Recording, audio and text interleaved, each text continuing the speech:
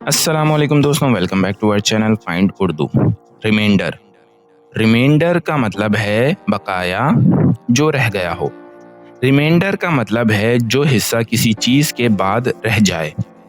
Maths में अगर किसी नंबर को डिवाइड करते हैं और कुछ बचा रह जाता है तो उसे रिमाइंडर कहते हैं।